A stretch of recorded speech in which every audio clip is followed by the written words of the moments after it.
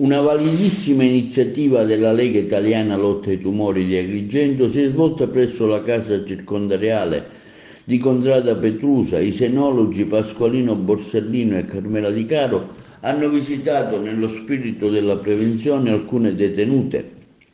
A ricevere la delegazione della LILT, guidata dalla sua presidente Franca Scandaliato Noto, è stata la dirigente della casa circondariale Anna Pucci, che ha condiviso e incoraggiato l'iniziativa.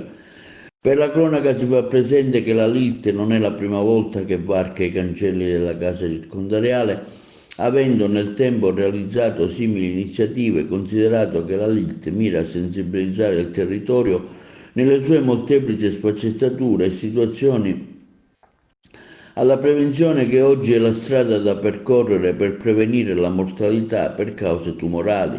Questa azione preventiva, diffusa su tutto il territorio con le diverse sedi distaccate di Sciacca, Menfi, Montallegro, Calamonaci, Agrigento, Santa Margherita del Belice, Montevago e Cianciana, hanno dato risultati davvero lusinghieri. Anche se sono diversi anni che effettuiamo queste visite alla casa circondariale agrigentina, ci dicono il dottore Borsellino e la dottoressa Di Caro, è sempre una validissima iniziativa, nonché un'esperienza forte. La presidente della LILT, Franca Scandaliato Noto, si è mostrata soddisfatta dell'iniziativa, affermando come il nostro obiettivo è quello di prevenire l'insorgere di eventuali neoplasie al seno. Abbiamo voluto ripetere questa esperienza di prevenzione nella casa circondariale di Contrada Petrusa per consentire alle donne di poter accedere a questo importante servizio di prevenzione.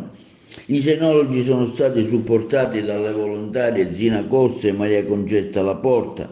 Un'attenta attività di informazione la LILT la sta svolgendo nelle diverse istituzioni, ad iniziare dalle scuole, per educare i giovani all'importanza della prevenzione, in quanto si è visto che se il tumore è preso nella fase iniziale si riesce a guarire anche del tutto. L'attività di prevenzione della LILT non si ferma però al mese della campagna Nastro Rosa, ma fa sempre offrendo altre specializzazioni come quelle della ginecologia, urologia, cardiologia, endocrinologia, dermatologia, nutrizionista e diagnostica ecografica.